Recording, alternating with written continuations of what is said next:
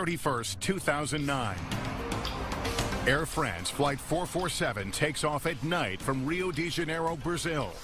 The Airbus 330, carrying 228 passengers and crew, is scheduled to arrive the next morning in Paris, France. Planes flying this route traverse an enormous distance across the Atlantic Ocean. There's a point where, during this transoceanic flight, radar coverage is non-existent. And it's incumbent upon the pilots to perform at certain checkpoints. About 3 hours into the flight, the pilots check in at Intol Point. It will be the last verbal contact made by Flight 447. The plane hits moderate turbulence as it passes through an area known as the Intertropical Convergence Zone. Here, winds from the northern and southern hemispheres collide and can produce severe storms. About 30 minutes later, the flight is expected to show up in Senegal's airspace. But the crew doesn't check in with Senegal's air traffic controllers. Air France 447 is missing. In the light of day, an aerial search team is deployed. They scour miles around the plane's last known position. Is this plane on top of the water somewhere? Are people alive? But by early afternoon, officials with Air France and the French government presume that the airplane is lost to the sea. This is a catastrophe, undoubtedly. And we have lost an aircraft with 228 people on board.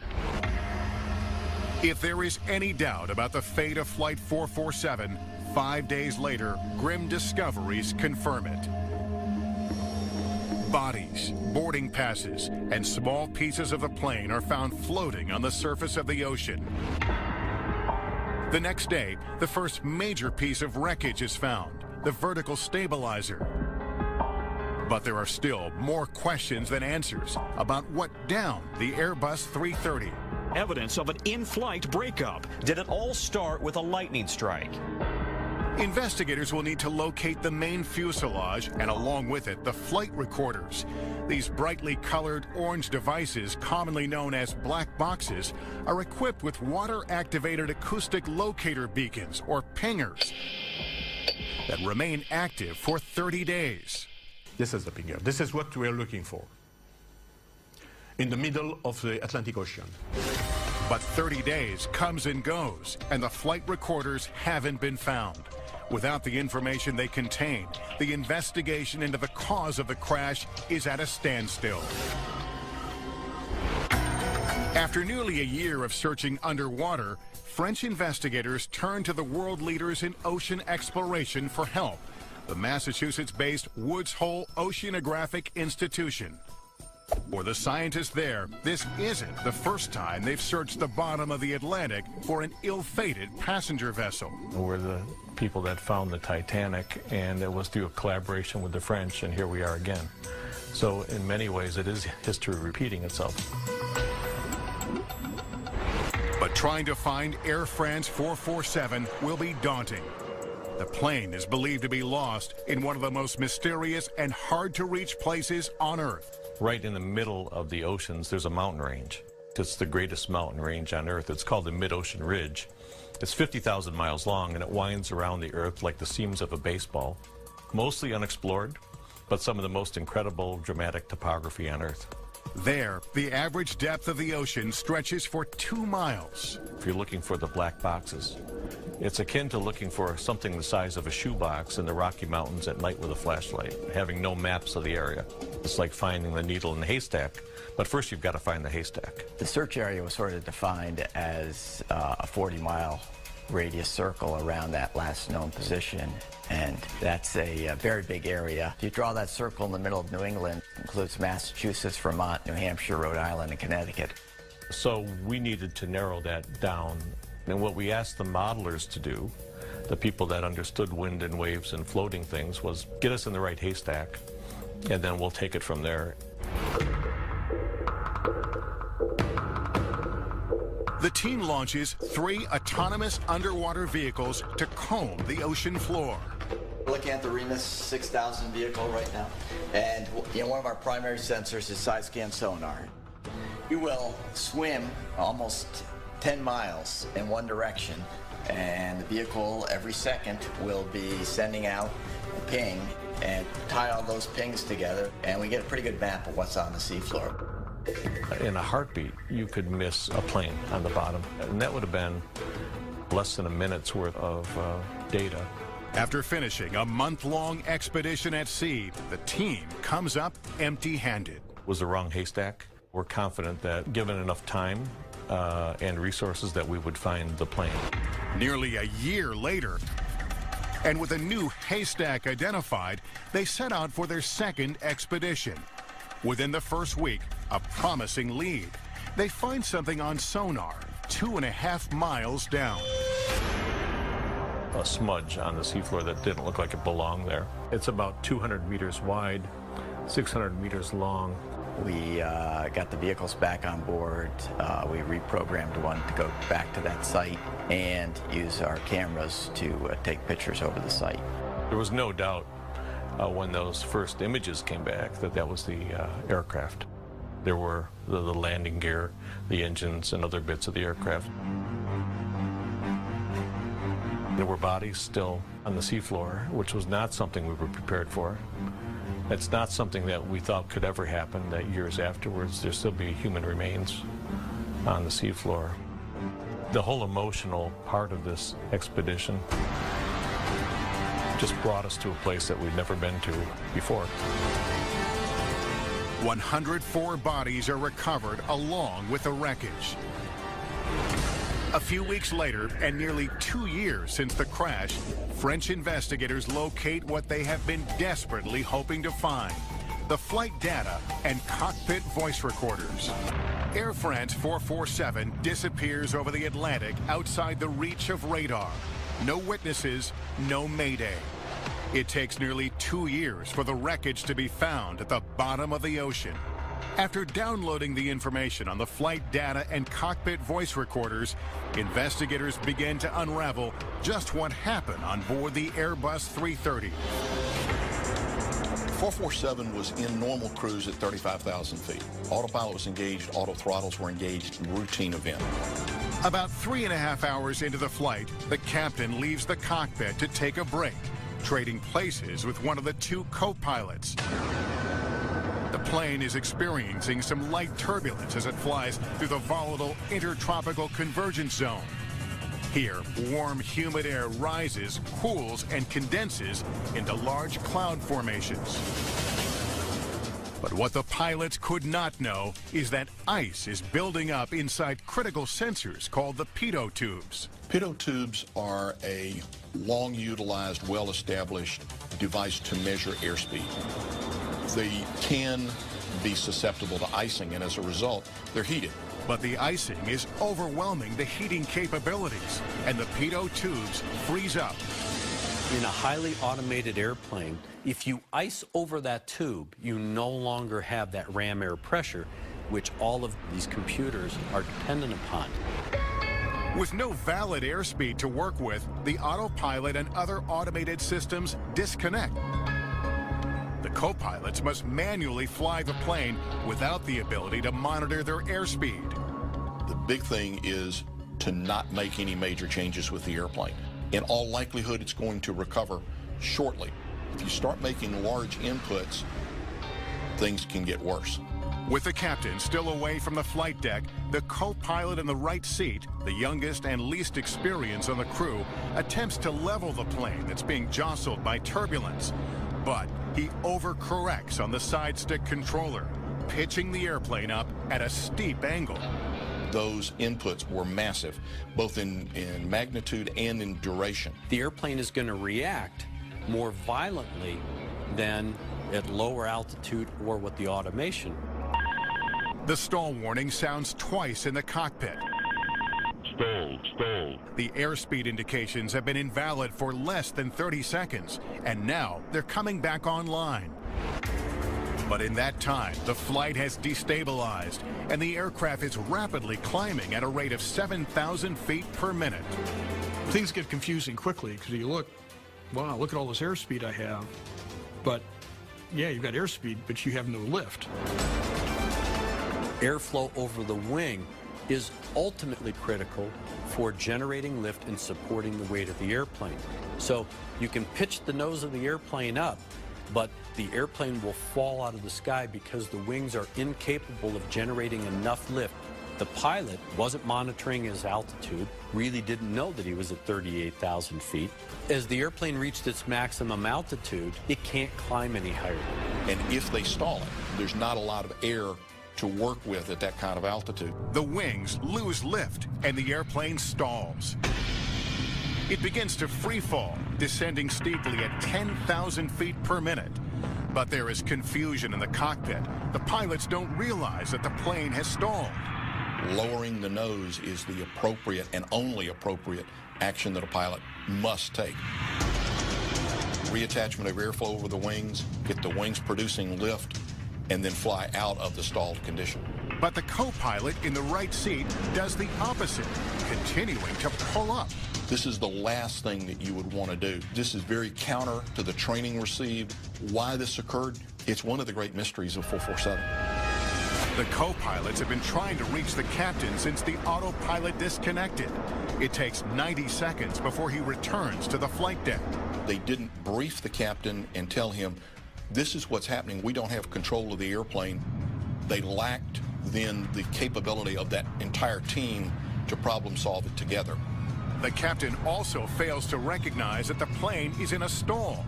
It has been plummeting for nearly 3 minutes. Recovery should be easily attained within 10 to 15 seconds. So the idea of it being 3 minutes in a stalled condition is extremely long. In the final minute, the cockpit voice recorder may reveal the captain realizing that the co-pilot has been pitching up, causing the plane to stall. But I've been at max nose up for a while. No, don't climb. In an aircraft with a side stick controller, you may not notice this slight motion. It doesn't take a lot. So it is possible that you could have a full aft stick input and the other crew members don't notice it. The airplane is only seconds from hitting the ocean. The passengers really probably didn't understand what the gravity of the situation was. They only knew, possibly, that they were entering an area of turbulence. Air France 447 smashes down belly first into the Atlantic, killing everyone on board. Autopsies of the victims reveal compression fractures of the spinal column and pelvis, injuries compatible with a seated person hitting the surface of the water at high vertical speeds. It's still unclear why the pilots did not recognize that the plane had stalled, despite the audible stall warning that at one point sounded for 54 continuous seconds. It may have been that it became a nuisance warning because they had heard it intermittently before. They didn't know if it was valid or not, and they decided to disregard it, but we'll never know. They never discussed it. The official French investigative report states that a phenomenon called the startle effect may have played a role. It's similar to walking into a room that's dark and somebody jumping out and saying boo. It's that instantaneous, scare, if you will. Okay, the autopilot's off. Why is it off? What do I need to do? And now you're having to process all this information in a very compressed timeline. Human beings, when they're very, very, very focused on one task, things will drop out. Oral inputs are one of the first to go. So this is consistent with this pilot not hearing, therefore not responding to the stall warning. Prior to the crash of Flight 447, Airbus and Air France had recognized the potential problems with pitot tubes freezing over and had begun modifications just 2 days prior to the accident. The official report maintains that improving pilot training, including exercises dedicated to manual aircraft handling, is the key lesson of Flight 447. You had professional pilots who'd gone through professional pilot training, but none of these pilots had ever been trained to fly the airplane manually at high altitude with these levels of sensitivity. February 19th, 1985. China Airlines Flight 006 is cruising at 41,000 feet above the Pacific Ocean. 274 passengers and crew are on board, traveling from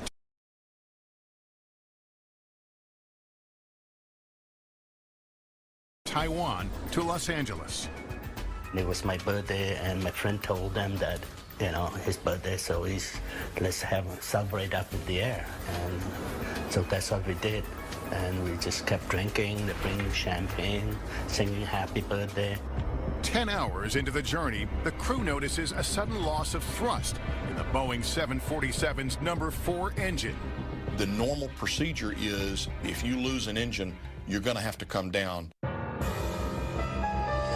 The crew must descend to 30,000 feet where the air is denser so they can try to restart the engine. Instead, the captain asks the flight engineer to try to restart engine number 4 while they're still at 41,000 feet. The restart attempt fails, and the continued loss of thrust begins to slow the airplane down. But that's not the only problem.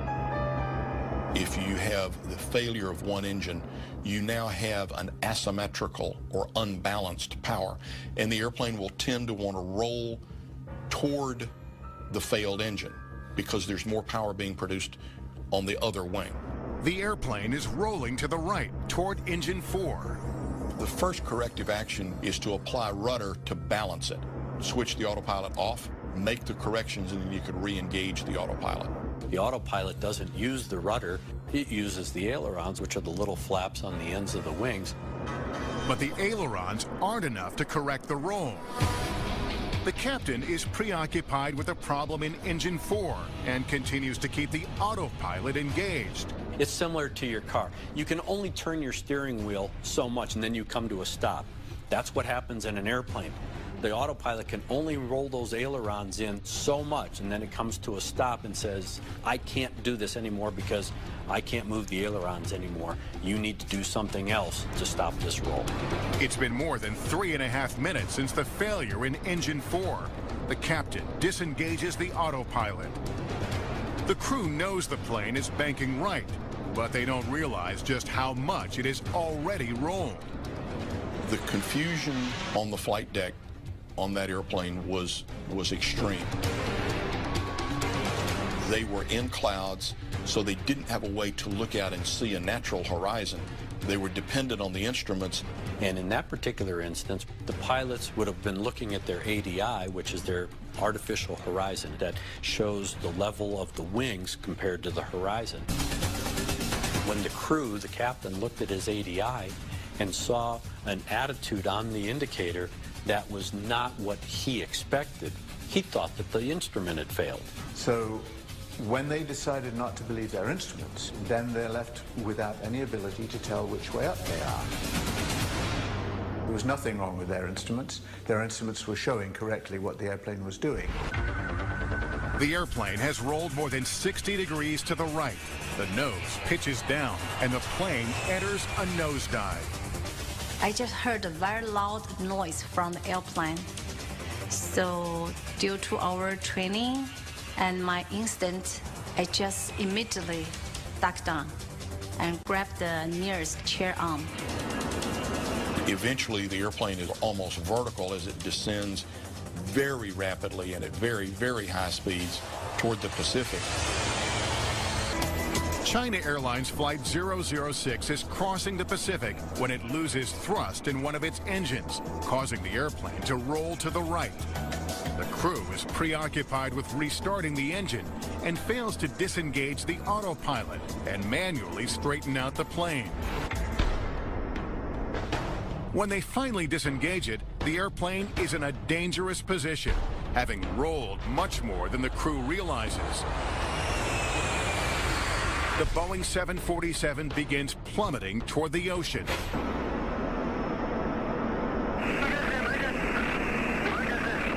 Former flight attendant Angie Wang has just finished serving breakfast to the passengers. Suddenly, I feel my legs so heavy. I just feel as I was about to be thrown to the ceiling. All the people who were serving us, they were just rolling down the aisle. All the tray, the noodles, cup, everything was just flying toward the front of the plane. I thought we are gone. There's no way we're going to survive this. In just 30 seconds, the plane has fallen more than 10,000 feet. They're overspeed a lot. This is a condition that you can actually physically pull an airplane apart. For the pilot, he had to get himself oriented. What was the airplane doing? Was it right side up? Was it upside down? The G-forces bearing down on the passengers and crew are enormous, exceeding 5 times the force of gravity. This means that a 200-pound person would feel like 1,000 pounds. You don't know if your brain was going to explode or what. Everybody's face was just kind of pulled back, like being stretched. You couldn't open your mouth, you couldn't move your arms, you couldn't move your anything. There was complete silence because you can't even make a sound. When they were trying to figure out what was going on, the crew found themselves with their faces pressed down onto the control column because the G-forces were so strong. The forces of the air and G-load are so powerful that the doors covering parts of the main landing gear are ripped off. Big boom. I thought the plane just blew up, but, and I opened my eyes. I'm still here. It's still falling. At the back of the airplane, the tips of the horizontal stabilizers separate from the tail.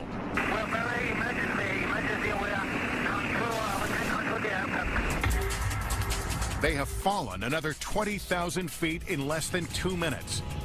The airplane breaks through the cloud layer, and by chance, it's oriented right side up. Now they had a natural horizon to work with. They could look out the windshield and see which way was up, which way was down, and which way was wings level. But there's only 11,000 feet left between the airplane and the ocean. I can see the water. The waves break. It's getting bigger and bigger and bigger, like you have a magnifying glass. I just scream from my mind. I say, God help me. The crew pulls up hard on the control column, and using the horizon, they try to level out the airplane, but they're still losing altitude. It felt like forever, but then it just stopped. Right after I call God, the sound disappeared and the pressure dropped down. Finally, after falling more than 30,000 feet in less than 2.5 minutes, the nose begins to pitch up, and the airplane levels out at 9,500 feet. The captain used very artful flying to recover the aircraft from a bad situation. Unfortunately, it was that same pilot who put the airplane into that bad situation.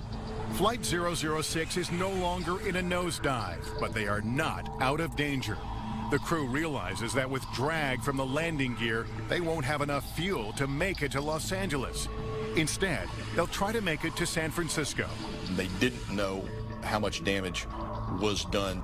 Certainly in the back of their mind is, are the flight controls going to work on approach into San Francisco? Questions like that which would unfold as they got closer. Are we going to make it? It's still an hour and a half away. It's a long way to go. Now, at a lower altitude with denser air, the crew is able to restart Engine 4. Inside the cabin, the G-forces have taken a toll on the passengers. Many have sustained injuries. My back went out as a result of being pushed inside of a plane. People was just throwing up or going to the bathroom in their clothes, in their seat. It's a horrible smell. The crew prepares to make an approach into San Francisco International Airport. But the airplane is damaged, and the crew doesn't know if it's capable of landing safely. The people on top of the tower with binoculars, they're all checking the landing gear. If anything was missing or anything is broken. And I looked out the window, and there were ambulances and fire trucks and everything on each side of the landing strip. It touches down on the runway, and the landing gear holds the massive weight of the Boeing 747. I was excited. I'm still alive, especially on my birthday, when we got out the plane, that's when I look up and the stabilizer were gone, about 10 feet of each side, wire hanging, big hole underneath the landing gear. The plane's wings are also bent up 2 inches from the aerodynamic forces. They're very fortunate that the airplane was so well built, so well designed, that even during this extreme maneuver, the airplane stayed together. When we met Captain in front gate, he just told us, you barely escaped dying. I was in a fog of just being grateful that I'm here. We have another opportunity. And I hugged my kids and my wife. If the crew hadn't recovered Flight 006 from its nosedive, given their rate of descent, they would have collided with the ocean in 30 seconds. The captain, he's fortunate that he had 30,000+ feet to recover this high-speed dive, because had this happened at 20,000 feet, he may not have had enough altitude before the aircraft struck to affect the full recovery. The NTSB investigation determines that the captain's decision-making abilities could have been impaired by monotony, boredom, and fatigue. Jet lag pilots go across lots of time zones. Their sleep patterns are disrupted. There are studies that equate it to a blood alcohol level as far as impairment. So with a very fatigued pilot, you're going to have a performance degradation. The question is not if, the question is only in severity.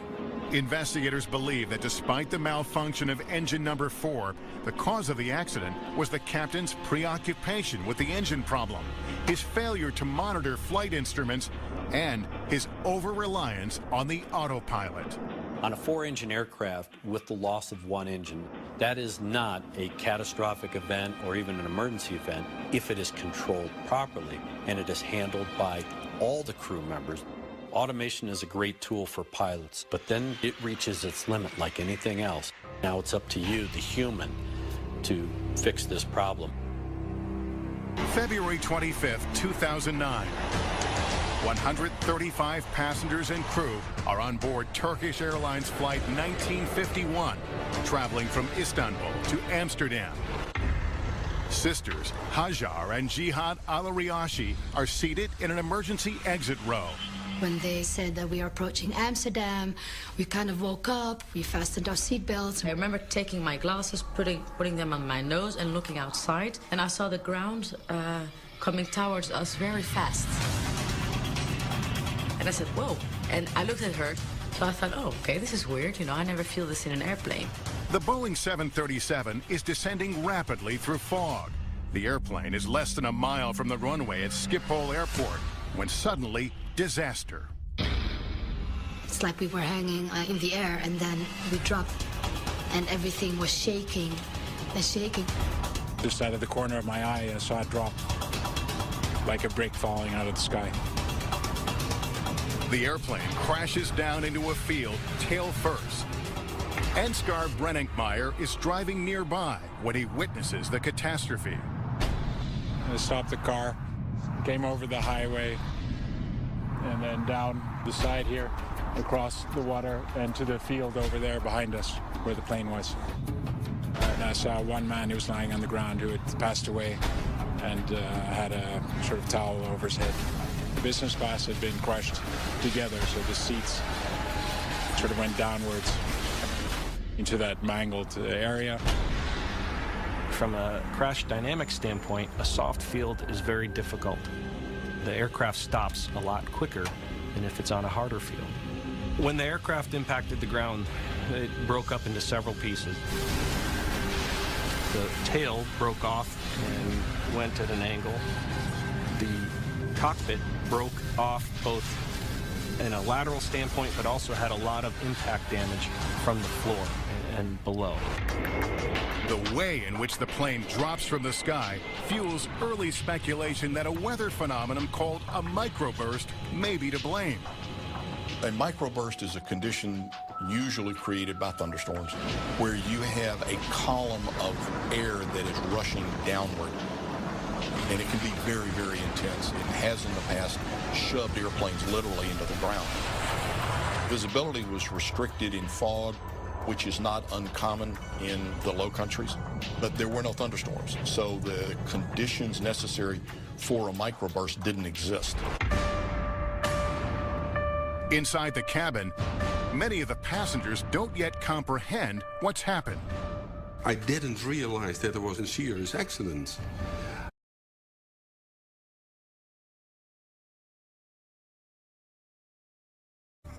That the pilots has made very hard landing. It was silent for about 20 seconds, half a minute, and then a lot of noise. All the screaming people had a lot of pain, and it was terrible to hear that. Videos uploaded to the internet capture the aftermath. I sat in my chair waiting for the sign that we can take our seatbelts off and that we can get out. So I waited and waited, but I stared in front of me. I don't know if it was like a shock. I looked up and looked around me, and it was very dusty, and it smelled as if you left the iron on for quite a long time. So it was a sort of burning smell. And I was like, I have no idea what happened. But there's something wrong and we need to get out. And I looked on my right side and I saw Jihad just staring in front of her.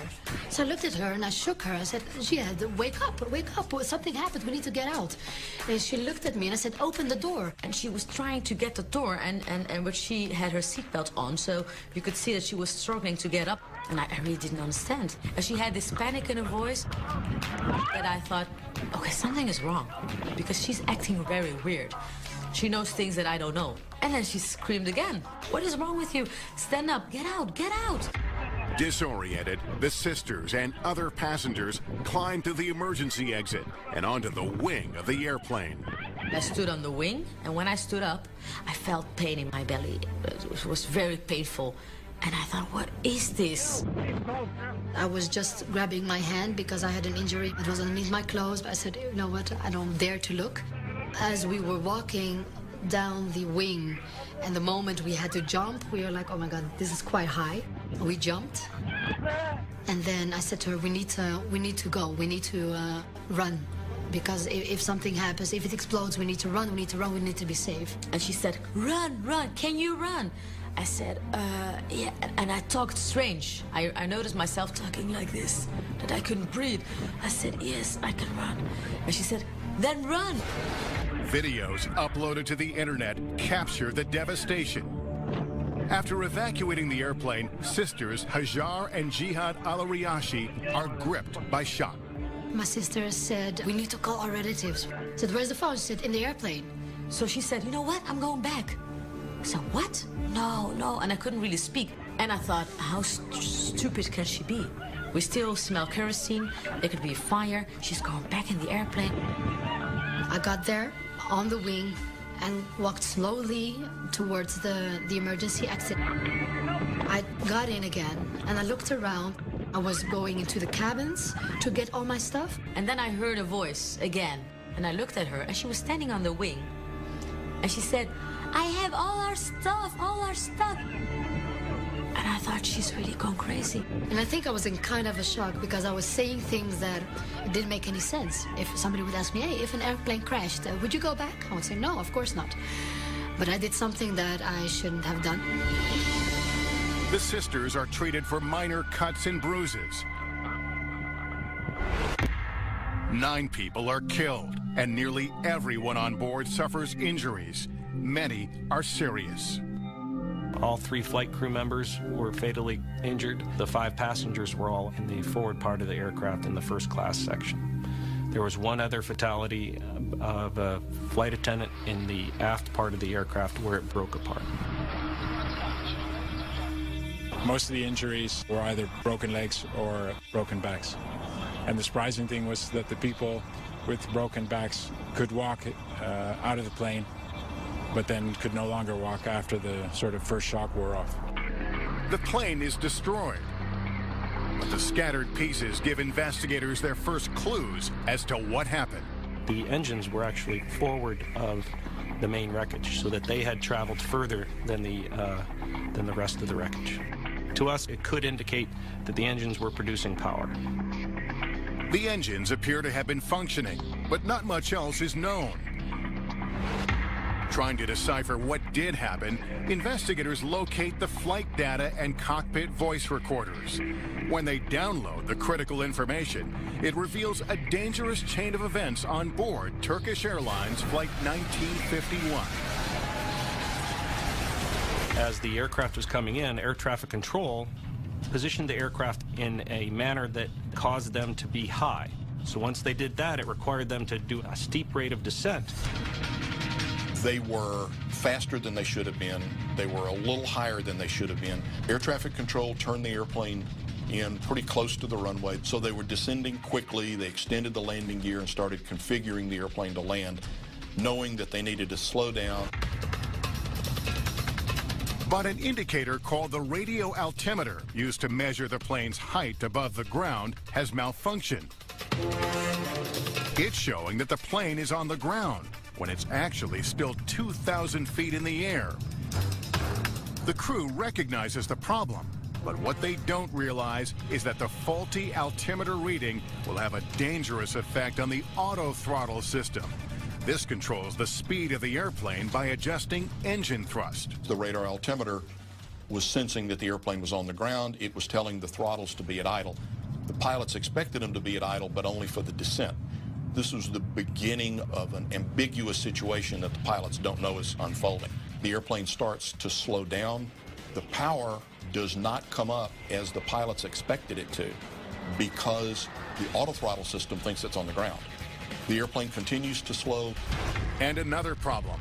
The plane is nearing the runway, but the crew isn't finished prepping for landing. They didn't have the final flap selections made, and they were still running the before landing checklist. Consequently, a go-around was required by their operations manual, yet they didn't do that. So all those things that they were doing at that time was taking them away from actually monitoring their airspeed and altitude. Inside the cockpit, the stick shaker warning activates, telling the pilots that the airplane is about to stall. I think the stick shaker actually caught him by surprise. The trainee first officer did exactly what he was trained to do. Pushed the power up, lowered the nose. But the captain understandably said, I don't know what's going on here. I want control of the airplane because I've got so much more experience. Neither the trainee first officer nor the captain disengaged the autothrottle system. The result of not following that disengagement was that the autothrottle system drove the power back to idle. With no thrust to the engine, the airplane is losing too much airspeed. It takes 9 seconds from the stick shaker warning for the captain to realize that the throttles are in idle. When he does, he pushes them to full thrust. But it's too late. By the time they realized what was occurring, the airplane went into an aerodynamic stalled condition and literally fell out of the sky a mile short of the airport. The plane shatters on impact into 3 pieces. The accident leads to significant changes in the industry. A recommendation was made to improve the reliability of the